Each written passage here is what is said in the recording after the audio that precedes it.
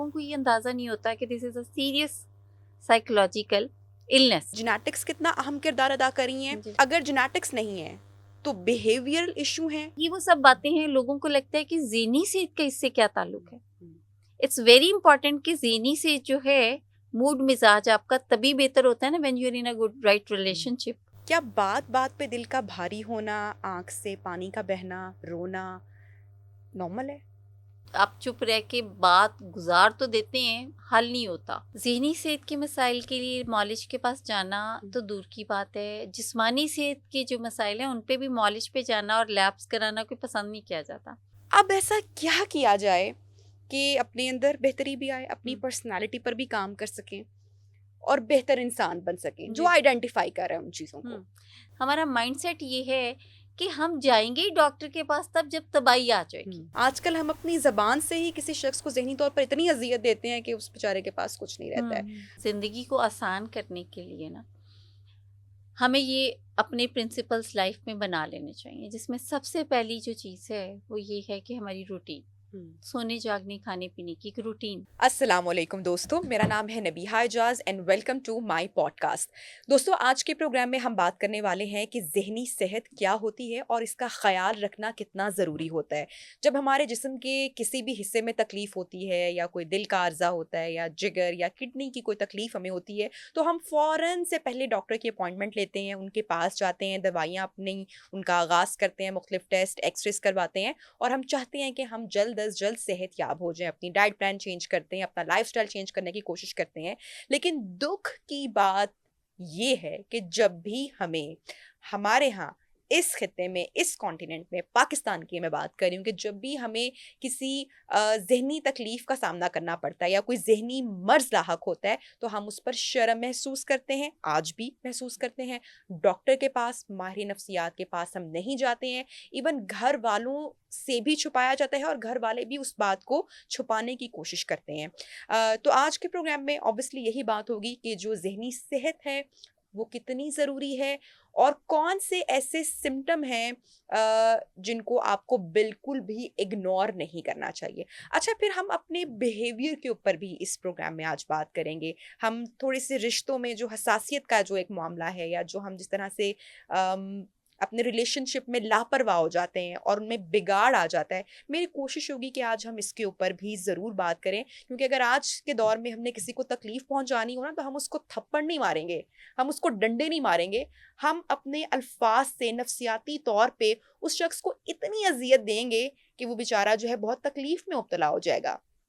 क्या चला जाएगा अगर हम दो बोल मोहब्बत के किसी के साथ बोलेंगे? तो जो हमारा बिहेवियर है, हमारी जो बॉडी लैंग्वेज है, हमारी जो टोन है, हमारी जो लैंग्वेज है, ये कितना असर रखती है, कितना इम्पॉर्टेंट है कि हम अपनी पर्सनालिटी को, अपने आप को भी उसी तरह से ग्रूम करें, अपने आप को बेहतर इंसान बनाएं, उसके लिए थोड़ी सी एफर्ट करें, थोड़ी सी कोशिश करें। हमारे साथ आज के इस टॉपिक पर बात करने के लिए मौजूद हैं माहिर नफ्सियात, क्लिनिकल थेरेपिस्ट हैं जहां आरा साहिबा। अस्सलाम वालेकुम एंड वालेकुम अस्सलाम। Thank you so much. Willing base के साथ ये काम कर रही हैं और बहुत अच्छा काम कर रही हैं। जब आज का शो हमने डिज़ाइन करना था तो मैंने कहा कि हमारी टीम से हमारी डिस्कशन हुई कि इस टॉपिक पर बात करने के लिए डॉक्टर जहां आरा से बेहतर कोई और ऑप्शन हमारे पास नहीं हो आई एम सकती है। हाईली ऑब्लाइज्ड नबिया, thank you so very much. बल्कि हमेशा जब भी हमने बहुत से प्रोग्राम्स किए हैं तो मुझे हम्म, बड़ा अच्छा लगता है ज़ाती तौर पे भी, हम्म, क्योंकि जो जान होती है वो गेस्ट तो है ही शो की, मगर होस्ट की अंडरस्टैंडिंग भी उसमें रंग भर देती है। जोहाना साहिबा, आगाज़ हम लोग करते हैं मोस्ट कॉमन डिप्रेशन, एंजाइटी और स्ट्रेस। जी। अच्छा, हमने इसके ऊपर बहुत बात की है, बहुत सारी वीडियोस भी मौजूद हैं। Most common mental health issues की अगर बात करें तो यही जी। टॉप में आते हैं हमारे यहाँ। अच्छा, मैं आगाज़ यहाँ से करना चाहूँगी कि इनकी जो जिस्मानी अलामात हैं जी। वो भी क्या कोई हैं? क्योंकि ज़हनी तौर पर एक शख्स क्या फ़ील कर रहा है ये तो हम जानते ही हैं, लेकिन क्या हमारी बॉडी के भी कोई सिम्पटम्स होते हैं जो बॉडी हमें दे रही होती है? हाँ एग्जैक्टली निविया, बात ये है कि देखिए ब्रेन जो है हमारा मास्टर ऑर्गन है ना, जिसे कह लें कि लीडर ऑफ द बॉडी। दिमागी सेहत, ज़हनी सेहत अगर बेहतर है तो पूरा जिस्म, इंसान बड़े अच्छे शेप में होता है। अब वेरी अनफॉर्चुनेट कि जैसे हमारी ज़हनी सेहत के मसाइल आते हैं तो हमें बिल्कुल अंदाज़ा नहीं होता, मगर जैसे ही जिस्मानी सेहत के मसाइल आते हैं, लेट्स सपोज जैसे घुटने में दर्द है कंधे में दर्द है, दिल में है कोई प्रॉब्लम, तो हमें फ़ौरन से सिम्टम्स नज़र आना शुरू हो जाती हैं। अब ज़हनी मसाइल की सिम्टम्स दिमाग बोल नहीं सकता ना, करेक्ट। तो वो कैसे ज़ाहिर होंगी? रवैयों की सूरत में ज़ाहिर होंगी, पैटर्न्स की सूरत में ज़ाहिर होंगी, रूटीन की सूरत में ज़ाहिर होंगी, बिहेवियर्स की सूरत में ज़ाहिर होती हैं, जिसको समझते समझते भी बहुत टाइम गुजर जाता है। वेरी अनफॉर्चुनेट कि जैसे अगर कोई बंदा बहुत दिनों तक, बहुत देर तक सोता ही रहता है और बिल्कुल भी वो प्रैक्टिस में नहीं है, बिल्कुल एक्टिव नहीं है, लेथार्जिक है, इंटरेस्ट नहीं है, लैक ऑफ इंटरेस्ट बहुत ज़्यादा कॉमन है उसमें, तो लोग को इतना बॉदर नहीं करेंगे, वो कहेंगे बस ठीक है, हो जाएगा कुछ दिन में सेट। लेकिन अगर 103 बुखार में वो लेटा होगा तो फ़ौरन से आइडेंटिफाई कर लेंगे कि बुखार है, क्योंकि 103 है, क्योंकि वो मैयर कर सकते हैं आप टेम्परेचर उसका, मुंह से भी इंसान बता देता है। इसी तरीके से जो सिम्टम्स है ना, फिजिकल सिम्टम्स आती हैं मगर आते आते आती हैं, अच्छा। एकदम से नहीं आती। ना ही ज़हनी मसाइल एकदम से आती, ओवरनाइट नहीं आते। जैसे आप रात को सोई और सुबह उठी तो आपको पता चला कि ओहो आज तो मुझे क्लिनिकल डिप्रेशन हो गया, ऐसा नहीं होता। ये आराम आराम से बताते हैं रवैये, पता हमें तब चलता है, यानी क्लिनिकल डिप्रेशन मिसाल के तौर पे मैं बात कर रही हूँ, ये तब सामने आता है जब पेशेंट बिल्कुल भी फंक्शनल नहीं रह जाता। तब फैमिली को लगता है कि इसको कोई मसला है और फिर वो उसको भला कहाँ लेके जाती है। मुझे बताएं कि उसे किसको चेक कराती होंगी फैमिलीज? पीर फकीर। हाँ, पीर फकीर को भी वेरी कॉमन, या जनरल प्रैक्टिशनर के पास जाती है ओके। जो जीपी होता जीपी, है। ठीक है। अच्छा, फिर उसमें अनदर अनफॉर्चुनेट जो चीज़ होती है वो ये कि GP obviously is not a specialised in mental health issues, not psychiatrist, तो वो फिर उसको ऐसे ही डील करेंगे ना जनरल कि अच्छा नींद बहुत आ रही है या नींद नहीं आ रही है एक्सट्रीम एक्सट्रीम कंडीशंस में, तो वो फिर उसको भी ज़ाहिर है एक अपने ही फॉर्म में, कभी नींद ना आने की सूरत में वो रिलैक्सेंट प्रिस्क्राइब कर देगा, ठीक। नींद बहुत सारी आने की सूरत में वो कोई मल्टीविटामिन्स दे देगा या कुछ उसको ऐसी मूड स्टेबलाइजर स्टिमुलेंट दे देगा जिससे कि वो थोड़ा फॉर टाइम बीइंग एक्टिव हो जाएगा, which is not the right treatment at all. तो क्योंकि हमारे यहाँ पे ज़हनी मसाइल पे बात होती ही नहीं है, तो लोगों को ऐसा जगह ही नहीं कि ये जो सिम्टम हमारे लव्ड वन के अंदर हैं, यानी कि लैक ऑफ इंटरेस्ट है, मूड की खराबी, चिड़चिड़ापन, बहुत एजी होना, इरिटेबिलिटी, एग्रेशन होना, किसी भी चीज़ को डिनाई करना, रूम में आइसोलेट हो जाना, और उसके बाद खाने पीने में इंटरेस्ट ना लेना, या घर से बाहर बहुत देर तक रहना, या जैसे ओसीडी के अंदर चीज़ विच इज़ वेरी कॉमन कि जी बार बार वॉशरूम में जाता है, जी बार बार हाथ धोता है, लंबे देर तक बाथरूम को यूज़ करता है, शावर देर तक लेता रहता है, या पर्टिकुलर रिगार्डिंग समथिंग, या हर चीज़ को संभाल के रख लेता है, कमरे में ढेर है, तो लोगों को ये अंदाज़ा नहीं होता कि this is a serious psychological illness. ठीक है। तो उसमें ये है कि जब हमारे तक बात आती है तो तब तक जो उसकी जो डिजीज़ है वो माइल्ड मॉडरेट से सवेयर हो चुकी होती है, तो जो उसकी सेवेरिटी है उस पर डिजीज़ सामने आती है, और जब डिजीज़ सामने आती है सवेयर सिचुएशन में, तो फैमिली का फिर ये ख्वाहिश होती है कि ये फिर ओवरनाइट ही ठीक हो। ठीक है जहाना साहिबा, मुझे ये बताएगा कि जब भी हम किसी बीमारी का तस्करा करते हैं, डायबिटीज़ की बात करते हैं या हम जहनी मर्ज की बात करते हैं, तो साइंस ये कहती है, मेडिकल साइंस ये कहती है कि उसका बहुत गहरा ताल्लुक है हमारी जीन्स के साथ। अगर आपकी जीन्स में एक चीज़ है तो ये लाइफ में आपको कभी भी ट्रिगर हो सकता है। अगर आपके फादर डायबिटीज़ के पेशेंट रह चुके हैं या मदर हैं तो आपको बहुत एहतियात करने की ज़रूरत है। अब अगर फैमिली हिस्ट्री में कोई डिप्रेशन, कोई ADHD, कोई ऑटिज्म, कोई भी स्पेक्ट्रम या कोई भी डिप्रेशन या कोई बाइपोलर, स्किज़ोफ्रेनिया या कोई भी मेंटल हेल्थ का इशू रह चुका है, तो हमें कैसे जानना है कि ये पास्ट फैमिली में रह चुका है और हमारे लिए वो ट्रिगर पॉइंट्स क्या हैं? एक सवाल तो ये कि जेनेटिक्स कितना अहम किरदार अदा कर रही हैं। दूसरा सवाल ये कि अगर जेनेटिक्स नहीं है तो बिहेवियरल इशू हैं, हम किसी रिलेशनशिप में हैं जो टॉक्सिक है तो वो भी हमें उसका पेशेंट बना देगा, या फिर चूंकि जीन्स में है तो ये तो होना ही था और हमें पता ही नहीं चला। Very important question. देखिए, पहली बात तो ये है, जितनी बीमारियां वो फिजिकल हों या साइकोलॉजिकल हों, अगर उनके साथ वर्ड प्राइमरी लगता है ना, तो इसका मतलब है कि वो जेनेटिक है, वो आपको विरसे में मिली हैं, क्योंकि वो बुनियादी है ना, that's there in your body. जितनी बीमारियां बुनियादी होंगी वो क्रॉनिक भी होंगी, that will be remain there. वो प्रोग्रेसिव भी होंगी, टाइम के साथ साथ वो बढ़ेंगी भी, वो फेटल भी हो सकती हैं, यानी if you will not manage it तो ये जानलेवा भी हो सकती हैं। बट अच्छी बात ये है कि मैनेजेबल है, मैनेजेबल। जस्ट लाइक डायबिटीज की आपने भी बात की है कि जेनेटिक है सो प्राइमरी है, but chronic it will remain there. यानी ऐसा नहीं हो सकता कि आज आप डायबिटिक हैं तो फिर ਤੁਸੀਂ ਕੱਲ ਨੂੰ डायबिटिक नहीं होना, ऐसा भी नहीं है। अब प्रोग्रेसिव कैसे है कि with the passage of time जैसे जैसे आप बड़े हो रहे हैं तो बीमारी भी बढ़ रही है, प्रोग्रेसिवनेस इसकी ये है। ऐसा नहीं होगा जैसे लोग अक्सर कहते हैं ना मुझे थोड़ी सी डायबिटीज है, या है या नहीं है, ठीक, थोड़ी बहुत ही नहीं है, टच ऑफ डायबिटीज नहीं है, बीच में कुछ नहीं है।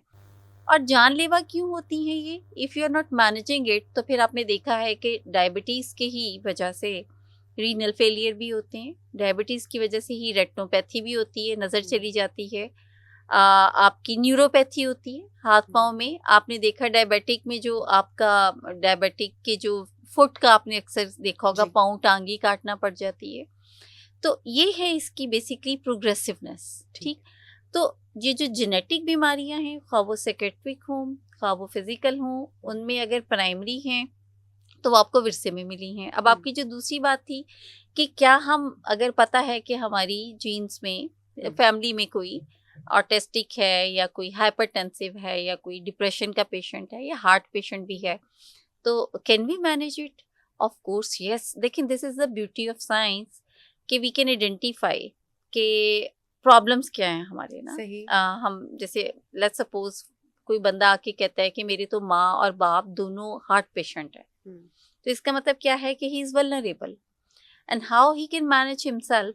He can manage himself through lifestyle, proper routine, proper diet, mood management. ठीक, क्योंकि स्ट्रेस इंड्यूस भी हार्ट होते प्रॉब्लम्स होती हैं, स्ट्रेस इंड्यूस डायबिटीज भी होती है।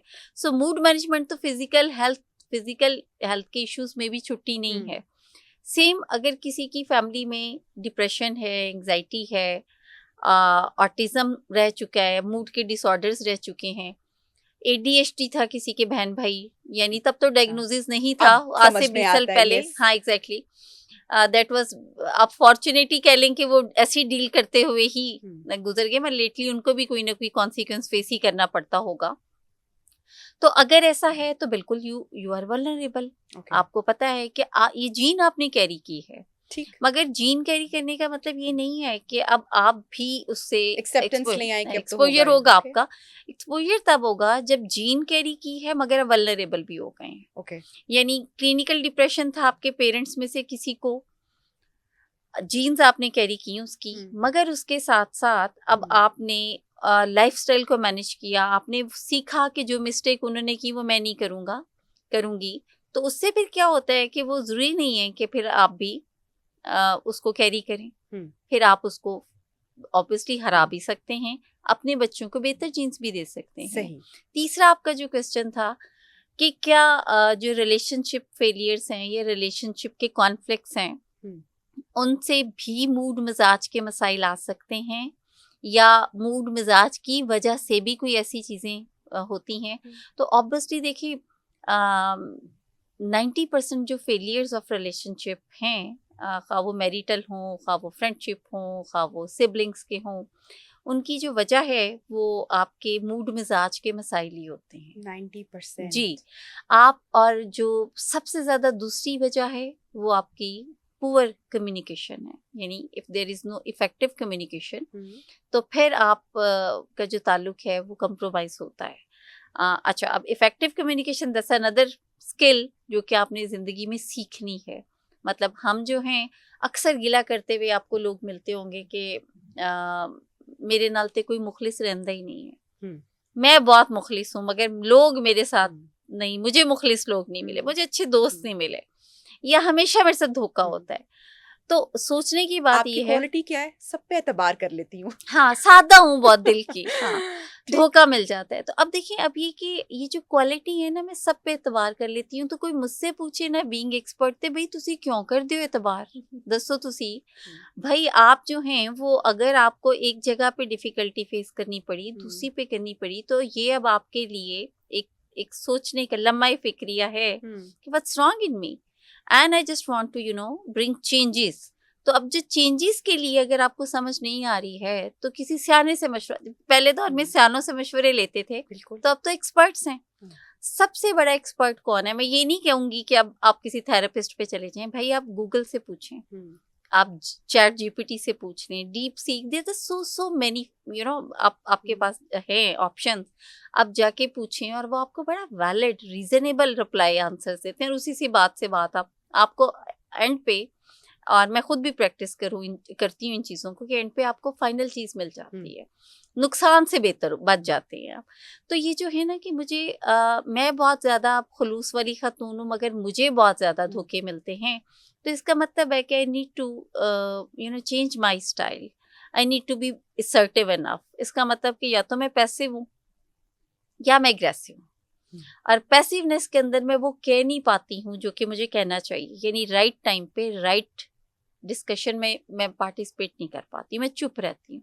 या फिर मैं इस तरह एग्रेसिव हूँ कि मैं डिस्टेंट हो जाती हूँ, मैं डिटैच हो जाती हूँ, मैं ताल्लुक ख़त्म कर देती हूँ फॉर टाइम बीइंग, और उसके बाद जैसे ही दूसरी तरफ से ज़रा सा भी कोई मार्जिन मिलता है तो मैं फिर पहले से भी ज़्यादा शिद्दत से वापस आती हूँ। ठीक है, तो ये विन विन सिचुएशन नहीं होती है। ताल्लुकात हों और विन विन ना हो तो मज़ा नहीं आता। विन विन सिचुएशन क्या है? अब क्योंकि बात से बात निकल रही है तो मैंने कहा मैं ज़रा क्लियर भी करूँ। विन विन सिचुएशन ये है कि आप भी जीतें, मैं भी जीतूं, आपको भी मज़ा आए बातचीत का, ताल्लुकात में, और मुझे भी आए। लेकिन होता क्या है, जो गिला करते नजर आते हैं ना लोग, उनका ये होता है कि वो लूज विन पे जाते हैं या लूज लूज पे जाते हैं, और जब वो लूज लूज पे जाते हैं या लूज विन पे जाते हैं तो उसके बाद फिर वो डिस्टर्ब होते हैं। फिर वो कहते हैं साढ़े नाल ज्यादती हो गई, साढ़े नाल चंगा नहीं होया, हम बहुत अच्छे हैं, हमारे साथ दिल के साफ हैं, दिल के अच्छे हैं, सच्ची बात करते हैं। हाँ, ये भी मिस्टेकन बिलीफ है कि सच्ची बात करते हैं, दिल के साफ हैं, तो मगर बात तो हम करेंगे। सो ये वो चीज़ें हैं जिस पे डेली रूटीन में we need to bring changes. अच्छा, ये वो सब बातें हैं, लोगों को लगता है कि ज़हनी सेहत का इससे क्या ताल्लुक है। इट्स वेरी इंपॉर्टेंट कि ज़हनी सेहत जो है, मूड मिजाज आपका तभी बेहतर होता है ना when you are in a good right relationship. जब आप जो हैं वो विन विन पे चल रहे हैं, जब आपका मूड अच्छा है, जब आपको ताल्लुकात में पॉजिटिविटी मिल रही है, तो फिर आपको अच्छा भी लगता है। जहाना साहिबा, ऐसे लोगों की बात करते हैं, उन अशखास की बात करते हैं जो कोई गाना सुनते हैं या कोई मूवी का सीन देखते हैं या सड़क पर किसी बीमार शख्स को भीख मांगते हुए देखते हैं या किसी की बीमारी देखते हैं या अपने आसपास लाचारी या कुछ भी देखते हैं, तो उनकी आंख से आंसू आ जाता है। हम ऐसे लोगों को कहते हैं कि बहुत सेंसिटिव है, बहुत जज्बाती है, बहुत इमोशनल है। क्या बात बात पे दिल का भारी होना, आंख से पानी का बहना, रोना नॉर्मल है? अच्छा देखिए, सेंसिटिविटी भी is a part of life. कुछ लोग बाय नेचर सेंसिटिव होते हैं, कुछ रिजिड होते हैं, कुछ स्टबन होते हैं। This is a certain type of personalities. कुछ जो हैं वो जल्दी से चीज़ों को रिलेट कर लेते हैं, यानी किसी को दुख में देख के दे फील लाइक कि अच्छा ये तो मेरा ही दुख है ना।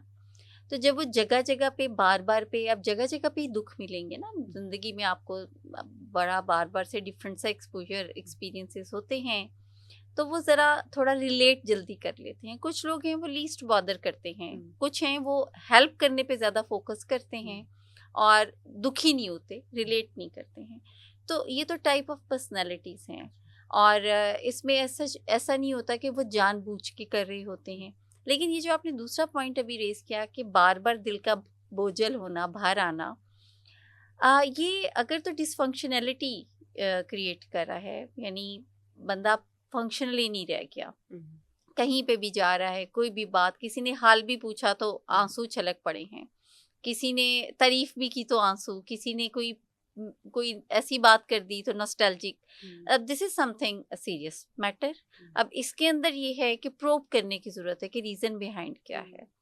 कोई ट्रॉमा हो सकता है, ग्रीफ हो सकता है, अनपेंडिंग कुछ कोई भी ऐसा इंसिडेंट हो सकता है, कोई लॉस हो सकता है, जिसमें कि क्योंकि हमारे यहाँ पे जो है वो एक चुप सौ सुख का बड़ा फॉर्मूला चलता है, बहुत हम लेसन देते हैं सोसाइटी में, which is not true at all.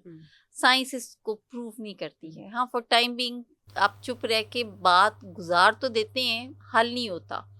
तो जब वो चुप चुप चुप चुप में समझते हैं कि एक दिन जो होगा वो मुझे इसका फल मिल जाएगा, मगर तब तक बहुत डैमेज भी हो जाता है, जिसमें सबसे ज़्यादा डैमेज उनकी मेंटल हेल्थ का होता है, सही। मूड का होता है।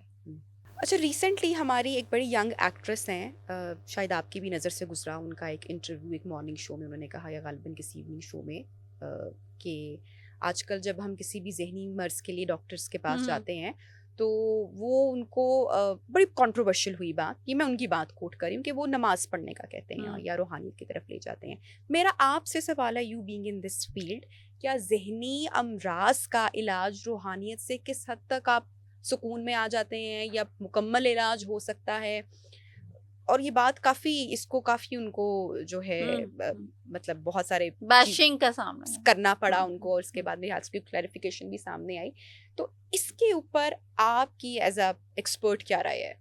अब आप ये देखें कि बात उनकी बड़ी अच्छी थी, वैलिड थी, बिल्कुल मुझे याद भी आ गया, इस पे बड़ा एक कंट्रोवर्सी सी भी चली थी, मगर आप हमारा ज़रा टेम्परामेंट चेक करें कि हम बिल्कुल भी सच बात करना, क्योंकि it's our temperament as nation ये कह लें, या इंडो पाक में हम लोगों का ऐसा है कि हम एकदम से नहीं डाइजेस्ट कर पाते कोई भी सच्ची बात है।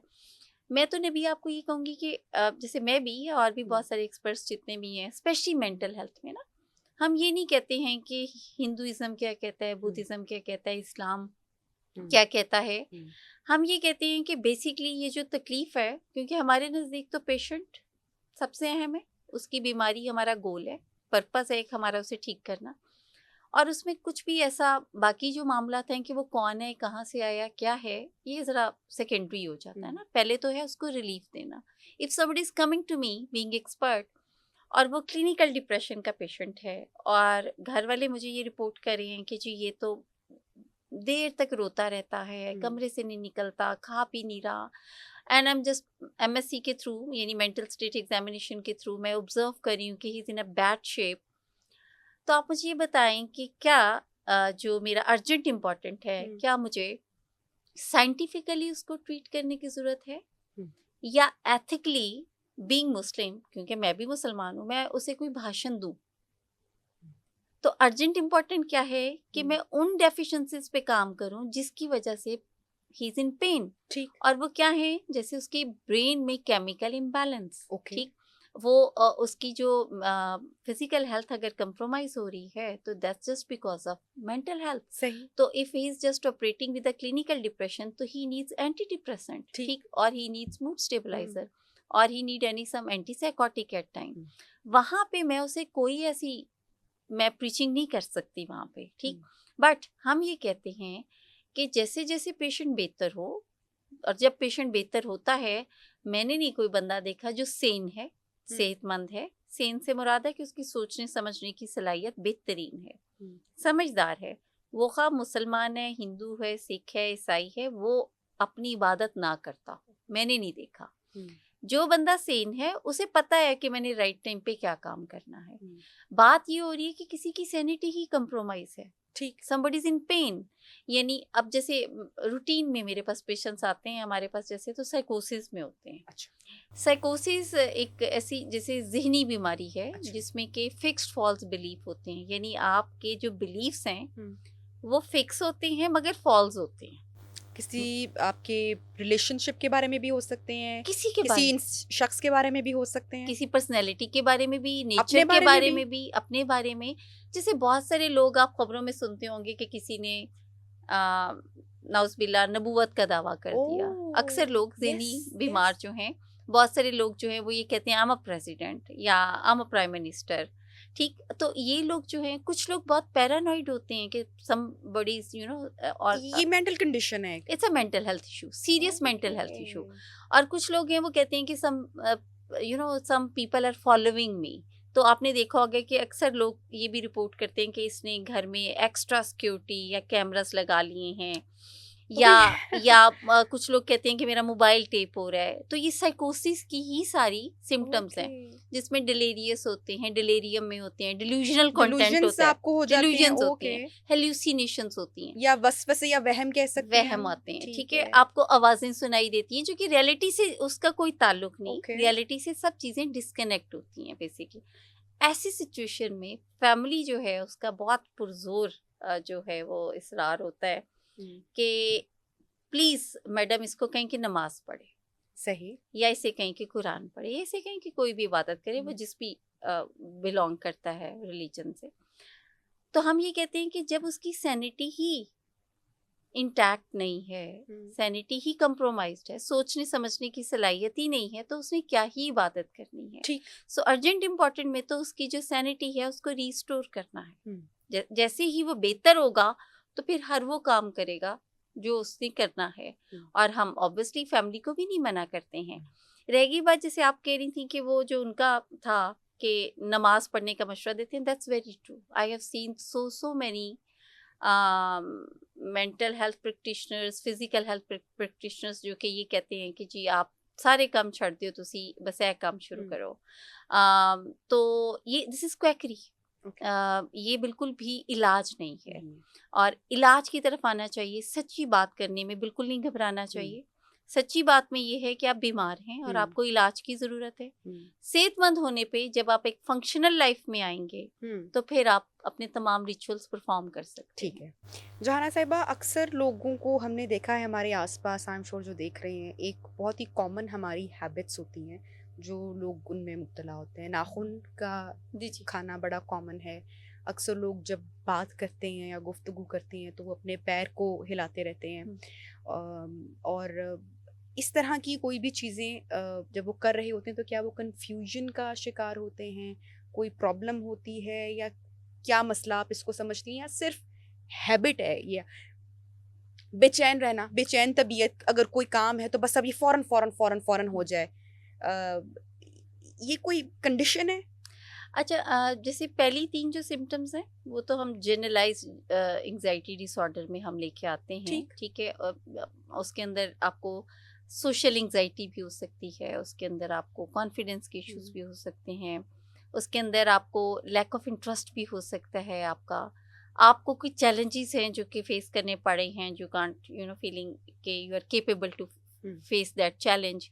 उसके अलावा लैक ऑफ इंटरेस्ट भी हो सकता है आपका, जैसे कि फैमिली की तरफ से एट टाइम बच्चों को बड़ा फोर्स किया जाता है पेरेंट्स की तरफ से कि मेडिकल ही करो तुम, और वो नहीं करना, तो उसके बाद फिर दे फील लाइक कि आपको ऐसी सिम्टम्स में नजर आती है, बेचैनी बहुत ज्यादा होती है। जो लास्ट में आपने बात की ना, कालापन, तेजी, जल्दी, इम्पल्सिव बिहेवियर, ये मूड मजाज में होता है।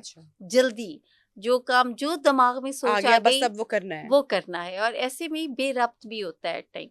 यानी अभी एक लम्हे में ख्याल आया कि शॉपिंग, फिर दूसरे में ख्याल आया कि नहीं आज खाना, फिर नहीं दोस्त, फिर नहीं आज घर पे कोई मूवी।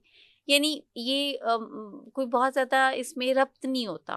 ये ADHD की तरफ भी आपको लेके जा सकता है। किताब पढ़े हैं तो पूरी किताब भी नहीं पढ़ी, एक सफ़ा भी नहीं पढ़ा, बंद कर दी, क्योंकि बहुत जल्दी में होते हैं ऐसे लोग, अक्सर देखा है।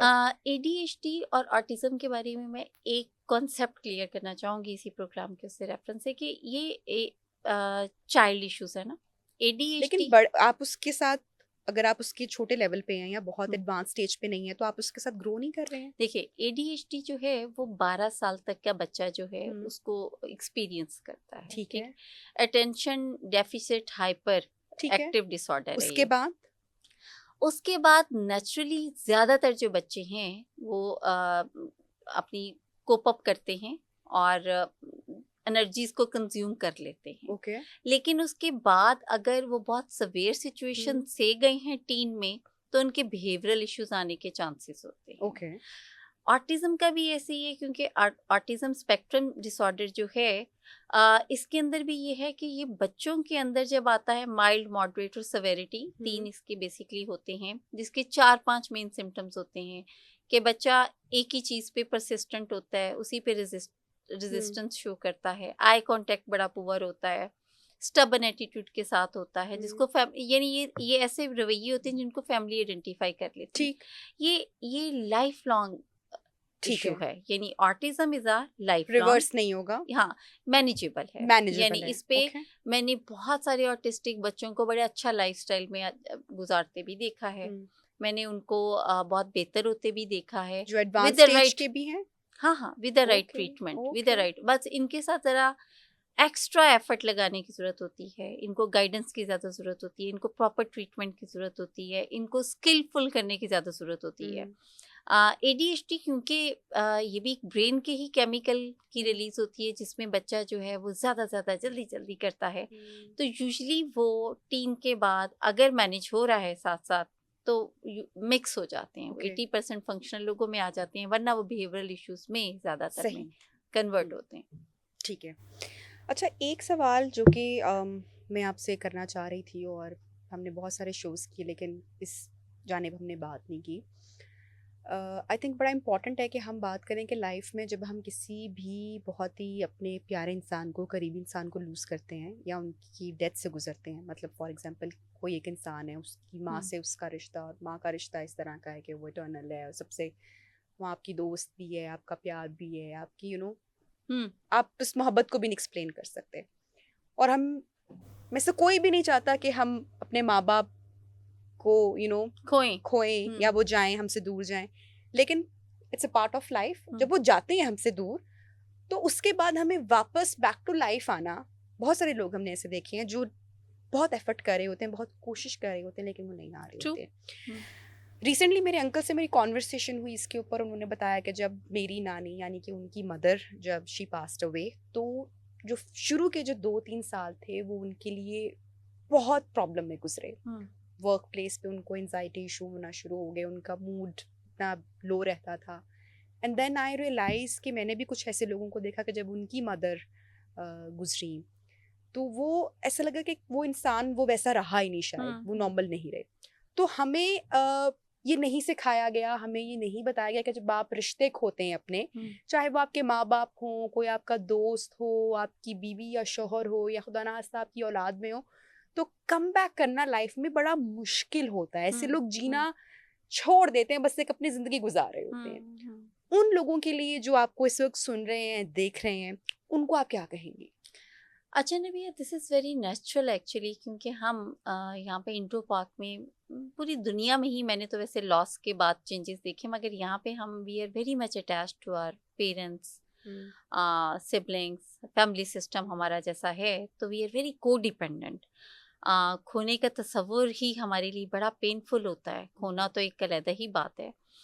अच्छा, लॉस जो है वो किसी भी तरीके से हो सकता है, मतलब लॉस देखें, लव्ड वन का लॉस है, ह्यूज लॉस, इरिप्लेसेबल लॉस होता है। इस तरह कुछ लोगों के लिए उनका फाइनेंसिस के लॉसेस में मैंने उनको बहुत ज़्यादा सदमे उठाते देखा है, ग्रीफ में देखा है। इस तरह कुछ लोगों के करियर का लॉस होता है, हेल्थ लॉस भी आप देखें, आप एजिंग इज़ अ लॉस, यानी आप जैसे जैसे एज में जाते हैं तो वो भी इट्स अ कंटिन्यूस प्रोसेस, तो वो भी एक लॉस होता है। ग्रेसफुली हम इसको डील नहीं करते हैं, मतलब इस पे बात नहीं की जाती। ये तो बात की जाती है कि माँ जाने के बाद ज़िंदगी ख़त्म हो जाती है, मगर कम बात की जाती है कि माँओं के बाद फिर ज़िंदगी गुजारनी भी पड़ती है, और वो कैसे गुजारनी चाहिए इस पे बात नहीं होती हमारे यहाँ पे। पहली बात तो ये है कि देखिए, it's a grief, it's called grief, सदमा। सदमे की जो से निकलने का है, बेसिकली इसको ग्रीफ रिकवरी कहते हैं। अब आप ये देखें, जैसे किसी डिजीज से रिकवरी है ना, इलनेस से रिकवरी है, तो ग्रीफ से भी रिकवरी है, और ग्रीफ से रिकवरी की भी स्टेजेस हैं। मैंने बहुत सारे अपने प्रोफेशनल करियर में लोगों को, इसकी 5 स्टेजेस हैं, तो मैंने बहुत सारे लोगों को इसकी सेकंड स्टेज पे फंसे देखा, किसी को 4th स्टेज पे फंसे देखा, किसी को 1st स्टेज पे, और वो कई कई साल उस पे फंसे रहे। जैसे इसकी 1st स्टेज डिनाइल है, जल्दी जल्दी से मैं कवर करती हूँ। तो डिनाइल में तो पहले इंसान ये कहता है कि नहीं, मेरे साथ हो ही नहीं सकता, मतलब मुझे मेरा लॉस कैसे हो गया, मेरी माँ कैसे छोड़ के जा सकती है। मगर ये है कि फिर लोग यकीन दिलाते हैं, और हालात वाक़यात तो आपको मानना पड़ता है ना। और सेकंड स्टेज के अंदर एंगर आता है। तो आपने नोटिस किया होगा कि बहुत सारे लोग, यानी बहुत सारे लड़कों को, जो बहुत सारा कॉमन आता है कि मेरे पास केसेस, तो वो ब्लेम करते हैं कि मेरी माँ की डेथ हुई बीवी की वजह से, या बाप की डेथ हुई भाई की वजह से। तो वो एंगर होता है उनका, जिसमें वो इस चीज़ को एक्सेप्ट नहीं कर पाते, यानी ग्रेसफुली एक्सेप्टेंस नहीं होती है। उसके बाद फिर वो बारगेन पे आते हैं कि अच्छा चलो होंदा ही सब नाल ही हो जाता है, तो बारगेन में वो थोड़ा थोड़ा मानते रिकवरी हैं। थोड़ी सी। और बारगेन के बाद जब उनको पूरा यकीन हो जाता है कि अच्छा ये हो गया है, तो फिर जाते हैं वो डिप्रेशन में। ओह, अच्छा, बहुत सारे लोग हैं जो डिप्रेशन में नहीं जाते, बारगेन के बाद दे रिकवरी लाइक हो जाती है। फंक्शनल हो जाते हैं। रिकवरी तब होती है लास्ट स्टेज के बाद, मैं भी बताती हूँ। फिर कुछ डिप्रेशन में जाते हैं जिनका भी आप जिक्र करी थी, जैसे अपने अंकल का, कि 3 साल तक वो उनकी हेल्थ इफेक्ट हुई, mental health, relationship at work. ये वो स्टेज थी जिसमें कि वो कोप अप नहीं कर पा रहे होते और डिसफंक्शनल हो जाते हैं। अक्सर आपने देखा होगा, सुनने में आता है कि जब से इसके वालिद या वालदा की डेथ हुई है तो इसके हालात बड़े ख़राब हो गए हैं। तो वो हालात की खराबी डिसफंक्शनैलिटी है, इसके ताल्लुकात ख़राब हो गए हैं। बीवी को ये बहुत लड़ाई झगड़े करता है क्योंकि वो कहीं ना कहीं पे एंगर और बार्गेन और डिप्रेशन की स्टेज में ही जा रहा होता है। फिर जब डिप्रेशन से निकलता है पेशेंट, वो किसी की मदद से निकले, एक्सपर्ट से निकले, इलाज से निकले, या खुद ही अपने आप को वो मैनेज करे, कोप अप करे, तो उसके बाद की जो स्टेज होती है फोर्थ, वो लेट गो होती है। ओके। लेट गो के बाद फिर मूव ऑन की स्टेज होती है जिसमें इंसान आहिस्ता आहिस्ता से फंक्शनल हो जाता है। And these are the natural, यानी हम सब ने इन स्टेजेस से निकलना है सूनर और लेटर। कुछ लोग बहुत जल्दी जल्दी, कुछ लोग 3-4 माह के बाद ही फंक्शनल होते हैं, कुछ लोग जो हैं वो सालों लगा देते हैं, उनको 4 या 5 साल लग जाते हैं।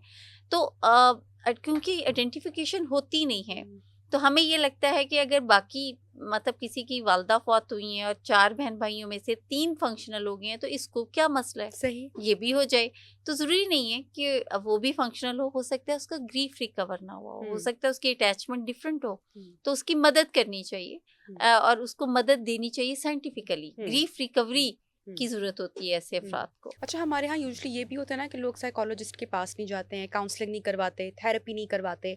आधी तो बीमारी या मर्ज हमारा इसीलिए बढ़ जाता है कि हमें किसी से बात ही नहीं करनी है। सब कुछ हमें अपने अंदर रखना है, और जब अपने अंदर रखते रहेंगे, अपनी इमोशंस को, अपने फीलिंग्स को हम छुपाते रहेंगे, तो वो किसी ना किसी सूरत में तो फिर बाहर आएंगे ना। एग्जैक्टली। देखिए, पहली बात तो ये है कि हमारे यहाँ पे ज़हनी सेहत के मसाइल के लिए मौलिज के पास जाना तो दूर की बात है, जिस्मानी सेहत के जो मसाइल हैं उन पे भी मौलिज पे जाना और लैब्स कराना कोई पसंद नहीं किया जाता। मतलब डॉक्टर कहे ना कि अपनी बेसिक लैब्स करा के लेके आएँ, और लैब्स मतलब लकीली अच्छी आ जाएं, तो पहली बात ये होती है पैसे ज़ाया कितने। एग्जैक्टली। और हम खुश नहीं होते नहीं कि होते। भाई thank God things are fine in control. तो हमने इस ये अब ये देखिए कि माइंडसेट हमारा क्या है। हमारा माइंडसेट ये है कि हम जाएंगे ही डॉक्टर के पास तब जब तबाही आ जाएगी। और ज़हनी सेहत के मसाइल में भी यही है। ज़हनी सेहत में भी हमारा डॉक्टर पे ले जाना, मॉलिज, साइकियाट्रिस्ट, थेरेपिस्ट पे तब होता है जब सिचुएशन आउट ऑफ कंट्रोल हो चुकी होती है, यानी एडवर्स सिचुएशन जब होती है। और उससे पहले क्या हो रहा होता है, उससे पहले कॉमन सेंस। सही। जैसे दम दरूद, यस, वेरी जैसे कॉमन। हाँ, जैसे घर पे कोई देसी दवाइयाँ, हकीम, कोई और रेमेडी, या कोई गली मोहल्ले के डॉक्टर ही जो कि एक डिप्रेसिंग पेशेंट को फिर रिलैक्सेंट देके मजीद डिप्रेसिंग कर देते हैं, या किसी मूड डिसऑर्डर के पेशेंट को एंटी डिप्रेसेंट्स देके उसको मजीद एग्रेसिव कर देते हैं। और फिर घर वाले कहते हैं कि दवाइयाँ इन्हों माफक नहीं ने, इलाज इंदा कोई हो रहे, इलाज इन्हों माफक ही नहीं है। और ट्रस्ट उनका किस पे खत्म हुआ, इलाज पे। सही। उनको ये नहीं समझ आती है कि it was a wrong treatment. सही। तो राइट टाइम पे राइट पर्सन पे जाना भी बहुत जरूरी है। थेरेपी के जैसे आपने कहा, तो दवाइयों की तो नौबत ही ना आए भैया। ठीक है। अगर आप you are going to a therapist जो कि आपको मसाइल को राइट डायरेक्शन में हल कर रहा है। If you have any psychiatric illness, सही, जो कि प्राइमरी भी है, सही, तो उसमें दवाइयाँ चाहिए होती हैं। लेकिन बिहेवियरल, सोशल, रिलेशनशिप इश्यूज में तो यू नीड जस्ट गाइडेंस। अच्छा जहाँ से अब हम उन लोगों की बात कर लेते हैं जो हमारे एज ग्रुप में है, आपके एज ग्रुप में है, और हम आइडेंटिफाई करते हैं अपनी प्रॉब्लम को जी, अपने मसले को। अब मैं समझ गई हूँ कि हो अकेले बैठे हैं, नहीं ज्यादती हो गई, गुस्सा कुछ ज्यादा बोल दिया, या पता चल गया कि एंगर मैनेजमेंट का इशू है, या जो अल्फाज का चुनाव है वो ठीक नहीं है, या बात करते हुए लहजा या टोन खराब हो जाती है जिसकी वजह से रिश्तों में बिगाड़ आ रहा है। हम अभी नॉर्मल बात उन लोगों की कर रहे हैं जो सेन है, जो समझते हैं कि नहीं भी अब मेरे में इशू है, अब ऐसा क्या किया जाए कि अपने अंदर बेहतरी भी आए, अपनी हम्म, पर्सनालिटी पर भी काम कर सकें और बेहतर इंसान बन सकें जो जी। आइडेंटिफाई कर रहे हैं उन चीज़ों को? हम्म, देखिए निबिया, सबसे पहली बात तो ये है कि ये सबसे पहले तो उनकी सक्सेस यही होगी कि they are identifying their issue. Hmm, it's a huge success कि यू कैन हम्म, आइडेंटिफाई कि अच्छा अपनी दैट्स अ गलती रियल मान इशू। लेना। हाँ, तो उसके बाद फिर आप मदद ले लें। हम्म, ठीक लेकिन है। मसला ये है कि जैसे ही हम आइडेंटिफाई करते हैं तो वैसे ही जो डिनाइल है वो फौरन से वापस आता है कि एना मसला नहीं नहीं है, है। गुस्सा है। हाँ। पर हुन एनी भी क़यामत नहीं आई है कि भाई मैं किसी अब डॉक्टर पे चली जाऊँ, थेरेपिस्ट पे, मैं कोई पागल थोड़ी हूँ। हम्म, ठीक, ये डिनाइल है। डिनाइल जो है ये सबसे बड़ी हर्डल होती है in every treatment, hmm, in every issue, even physical health हो या साइकोलॉजिकल हो हम्म, या मेंटल हेल्थ के इश्यूज हो। सबसे पहले डिनाइल आता है। शुगर आज 200 ही ते है, हम्म, कोई जरूरत नहीं है, बस आज ही मैं वॉक करनी है ਤੇ मैं पिंडियां दा पानी पीना है हम्म, ते I will be all right. Yes.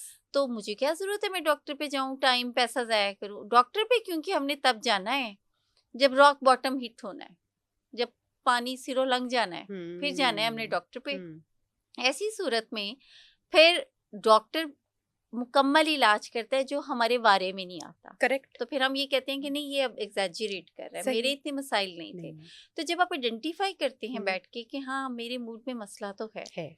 तो फिर हमें राइट डायरेक्शन में जाना चाहिए कि फिर who can help me out, ठीक। Who can manage it. तो जहाना साहिबा, हमने जैसे कि प्रोग्राम के आगाज़ में बात की कि डिप्रेशन, एंजाइटी, बेचैनी का होना और स्ट्रेस का होना बहुत कॉमन है। डिप्रेशन इनमें से सबसे सोयर है मसला। हम्म, तो कुछ ऐसी टेक्निक्स, अब हम उन्हीं लोगों की बात कर रहे हैं जिन्होंने आइडेंटिफाई कर ली है। हम्म, तो कोई ऐसी सिंपल सी टेक्निक्स जो कि आप मुझे बताएं, हमारे देखने वालों को बताएं, जिससे हमारे दिल ज़रा ठंडे हो जाएं, हम्म, दिल हमारे ज़रा नर्म हो जाएं, गुस्सा ज़रा हमें कम आए, क्योंकि आजकल हम उदार बात नहीं छोड़ते। और मैंने हम्म, प्रोग्राम के आगाज़ में कहा था कि आजकल हम थप्पड़ नहीं मारते या डंडे नहीं बरसाते। आजकल हम अपनी ज़बान से ही किसी शख्स को ज़हनी तौर पर इतनी अजियत देते हैं कि उस बेचारे के पास कुछ नहीं रहता है। हम्म। तो जब जिस शख्स ने जान लिया कि नहीं अब मेरे अंदर तो मसला है, तो कुछ ऐसी टेक्निक्स जो हम अपने आप को काम डाउन कर सकें, या हमारी स्ट्रेस कम हो सके, या कहीं का गुस्सा हम कहीं मत निकालें। देखिए ना भैया, मैं हर प्रोग्राम में ना 4-5 बातें एंड पे ज़रूर ये कहती हूँ कि ज़िंदगी को आसान करने के लिए ना हमें ये अपने प्रिंसिपल्स लाइफ में बना लेने चाहिए, जिसमें सबसे पहली जो चीज़ है वो ये है कि हमारी रूटीन, हम्म, सोने जागने खाने पीने की एक रूटीन, यानी ज़िंदगी को डिसिप्लिन आप एक रूटीन में लाएं। आपको पता चल गया कि मेरे मूड्स के मसले हैं और ये तब ज़्यादा आ जाते हैं जब नींद पूरी नहीं होती है, या मेरा मूड तब ज़्यादा ख़राब होता है जब मैं थोड़ा थक ज़्यादा जाती सही। हूँ, या मैंने वॉक नहीं 2 दिन की है तो वज़न वापस आ गया जिससे अब मेरा मूड ख़राब हो रहा है। तो उसमें ये है कि फिर इसका मतलब कि देयर आर समथिंग जो कि मेरे हाथ में है and I have to manage it. Hmm, तो वो तो सबसे पहली बात है रूटीन। दूसरी बात ये है कि खाने पीने को सादा करते हैं, यानी ये जो हम अपने मूड को सब्सटीट्यूट करते हैं ना थ्रू चस्का जो लगा हुआ है। Fancy things, yes. Restaurants, yes. Outing, बाहर हम्म, जाना। आप आपको मैं बताऊं कि बाहर जाने की वजह क्या है, मेन मूड, कि बाहर जाएंगे तो मूड बेहतर होगा, चेंज। मैं फलाने रेस्टोरेंट में जाके जरा खाना खाते हैं, लेट्स गो यार थोड़ी चेंज। मगर घर वापस आके क्या होता है, घर वापस आके आप सेम ही मूड के साथ होते हैं और आपको लगता है कि फायदा नहीं हुआ, एम ही बस टाइम जाया हुआ।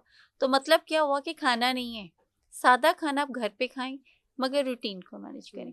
Walk, jog, exercise, regular meditation, ये बहुत इंपॉर्टेंट है। फोर्थ नंबर पे है good feelings. you have to give good feelings to yourself first. You just have to appreciate yourself. शाबाश दें, एक्नॉलेज करें, अप्रिशिएट करें कि भाई I am doing so many things, मैं आई एम डूइंग वंडर, मैं बहुत एफर्ट मार रही हूँ, मैं बड़े काम करती हूँ। मतलब ज़ाती तौर पे अगर मैं बताऊँ तो आपको अपने बारे में ना, I love my self, I like my self at all. और मुझे लगता है कि ये चीज़ मुझे अच्छा फील कराती है, रादर कि मैं किसी और से एक्सपेक्ट करूँ कि somebody come प्रेज and करें। हाँ, somebody's yes. praise me and somebody's तो बस मैं खुश हूँ। मगर जब आप खुद को एक्नॉलेज करते हैं, अप्रिशिएट करते हैं, गुड फीलिंग देते हैं, तो उसके साथ जो पांचवी इंपॉर्टेंट चीज़ वो ये कि फिर दूसरों को भी गुड फीलिंग दें। और नहीं दे सकते, बहुत ही तकलीफ होती है देते हुए दूसरों को गुड फीलिंग, तो दिल में सोच लें। ठीक, दिल में सोचना शुरू करें मगर देना शुरू कर दें। 4-5 चीज़ें हैं। और अगर कोई ऐसे लोग सुन रहे हैं ना जिनकी मेडिसिन भी प्रिस्क्राइब्ड हैं, तो वो मिस ना करें। सही। किसी भी, वो साइकेट्रिक इलनेसेस हैं, मेंटल हेल्थ में, फिजिकल हेल्थ में, मेडिसिन्स जो हैं, मैं आपको हुँ, बताऊँ नबिया कि साइंस की सबसे खूबसूरत इजाद अगर आप मुझसे पूछें ना, क्या है? लोग कहते हैं मोबाइल फ़ोन और मैं कहती हूँ दवाइयाँ। क्योंकि जब किसी दौर में चीर-फाड़ दिमाग की करके डिप्रेशन का इलाज होता था, अर्ली हुँ, 18th हुँ, सेंचुरी में, तो अब जो है सिर्फ़ एक गोली यस, आपके ब्रेन के केमिकल्स को ठीक कर कर देती देती है, है। आपका मूड बेहतर कर देती है, हुँ, आपकी नींद बेहतर कर देती है, ठीक? आपको फंक्शनल कर देती है। हुँ, तो अगर जिन-जिन की भी मेडिसिन्स प्रिस्क्राइब हैं, तो मैं उन्हें कहूँगी कि टाइमली लें और खुद ज़िम्मेदारी लें, रादर कि हुँ, फैमिली पीछे-पीछे फिर रही हो। हुँ।